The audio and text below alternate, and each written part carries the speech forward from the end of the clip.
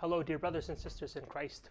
I want to share a clip of a great little lesson that Father Spitzer gave. Father Spitzer is on EWTN radio. He is also the previous president of Gonzaga University. He has a show on EWTN where he talks about a culture, faith, and many scientific things, but also many moral things. And he gave a piece on his, it was the January 12th episode of Father Spitzer's Universe. Okay, so this is an EWTN program. You can search for Father Spitzer's Universe on YouTube, and you can see all of his past episodes that have aired. But again, this is the one from January 12th of this year. And in the interview, he began to speak about the notion of autonomy and really moral relativism that we have in our culture. And so I want to start just giving some of the clips and maybe a few comments about it when he gives it. If you go to this video, it's about 8 minutes in. He begins to speak about the cultural elites and the attitude towards autonomy and freedom that they have. So first I need to switch over my audio and then open up the video and start watching.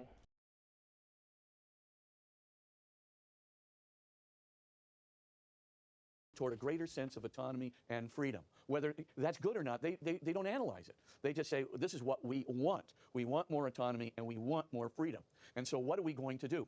We're going to change cultural institutions that seem to impede that. Well, churches seem to impede autonomy and freedom. They say that somehow God ought to be involved in whether or not a decision should, whether we should be free to do certain kinds of things. Or not just God being involved, but, the good ought to be involved. Or objective moral principles ought to be involved in whether or not we're going to assess whether freedom is good here or not. I go back to Solzhenitsyn's speech, I think it was way back in '76 or something, at Harvard University, where he basically said, yes, this is the same thing with the elite class. Yes, we are facing an elitist movement, not just in the universities themselves, but as you pointed out, the media, the industrial establishment, etc. All these things, right? Eisenhower warning against that, nice little bedtime relationship between the military and the industrial complex. And so, again, we have the same kind of collection of people, but now their orientation is to, optimize autonomy and freedom. Well, that's really great when you have a good education, a good job, and you're hanging around a lot of influential people. That's great. Maximize autonomy. That sounds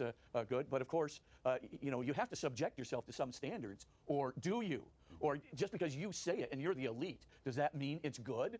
Or is there an objective standard of the good beyond yourself, an objective standard of the good that is established by God or religion or some kind of natural reasoning or by collective conscience, and indeed conscience that's based on traditional and perennial principles that have...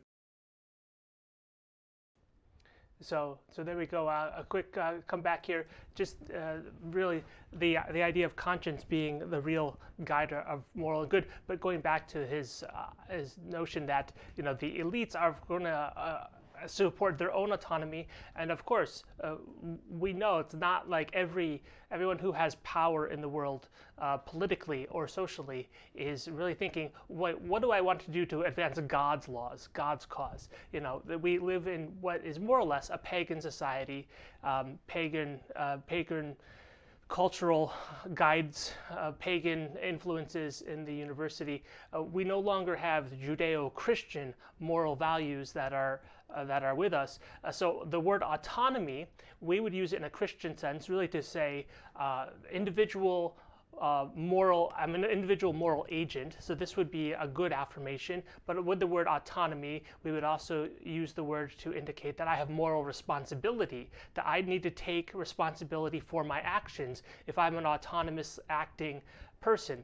So responsibilities, and of course what the church sees as moral responsibilities towards neighbor, towards God and neighbor, and towards society as a whole.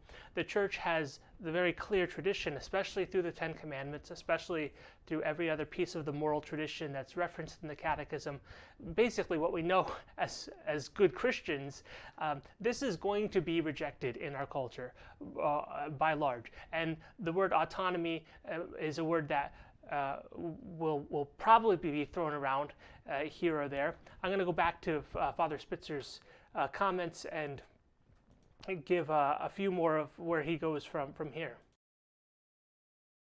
turned out to represent the collective conscience of people over the ages, over centuries. And you're going to just say that because you want to be free from those kinds of traditional constraints, free from the constraints to objective principles, free from the constraints of religion, that everybody, this will be good for the culture, this will be good for all peoples. It'll be a travesty for all peoples. As I just said, I'm finishing a book with Ignatius Press right now called The Moral Wisdom of the Catholic Church, a defense of her controversial moral teachings. And in that book, I very much talk about this whole idea of what is happening in our culture as we elevate autonomy and freedom above objective standards of the good, above religion, above traditional standards that reflect the collective conscience of people over generations. What happens when you say autonomy and freedom stands above all of it? We don't have to make recourse to any of it. What happens to the culture? Number one, we see an incredible decrease in the emotional health of people, marked by super rapid increases pre-COVID of depression, anxiety, and a variety of other things, including suicides, homicides, etc. Per capita homicides and suicides, especially among young people, are skyrocketing out of sight.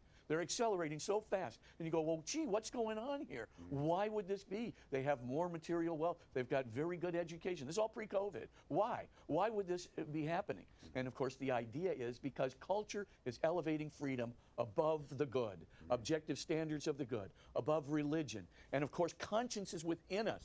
There's a moral force and suasion, even as people like Immanuel Kant would have said, are very clearly present in our being. There's something about conscience in which the divine is absolutely speaking through us with respect to these objective moral standards that we all hold in just about every culture around the world to be true and good. Well, here's our problem then.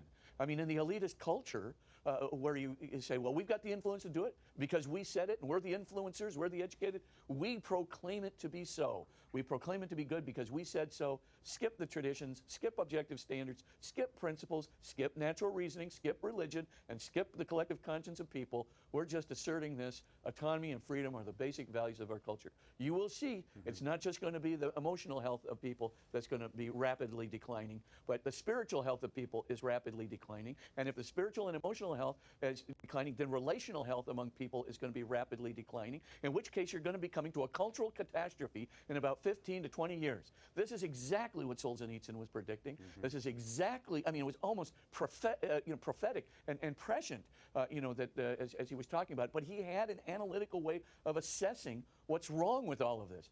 Nobody can be independent of objective moral standards. Nobody can be independent of their conscience, right? I mean, they can assert themselves to be independent of their conscience, but of course, if they don't listen to their conscience, they're not going to be the better for it, and they certainly aren't going to be better moral agents for doing that, and so forth. So our major point then is now that we've abandoned everything that helped us to regulate ourselves, that helped us to move toward the most loving things, that helped us to move toward the most responsible things, that helped us to move toward the good for others, the common good, the good for family, subsidiarity, everything else that our moral system is based on through the light of natural reason as well as the light of conscience and the light of religion and the light of tradition. All of it now, subject as it were to the critical test of autonomy and human freedom, has been cast aside. And it will literally lead to the destruction of our culture because it's leading to the destruction of relationships. I mean, the divorce rate's out of sight. Marriage rates are cut in half, right? This is absurd what's going on in our culture. You start to look at what's going on in the emotional health, right? Skyrocketing, 56% increases in suicide pre-COVID, right? 58% increases in depression and anxiety, over like a 12-year period. We almost, 1.5 times the amount of depression, anxiety, suicide, substance abuse, familial tensions, decline in relationships, and of course, embedded in all of it is a decline in spirituality, because with a decline in spirituality is also not just a decline in the relationship with God, but a decline in hope and a decline in a belief in a better life, a decline in the moral standards, and of course, a decline in covenant love.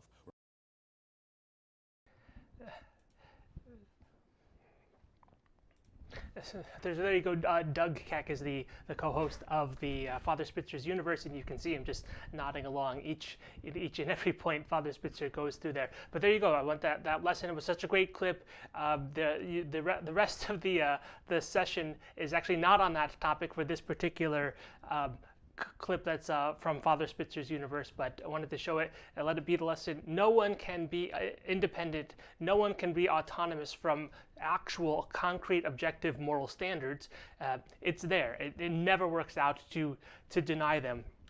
And as much as we could use the word autonomy in a good way, the word autonomy absolutely cannot be used to just say morality is whatever I consider it to be, which of course those who have power in society are always going to be tempted to do that.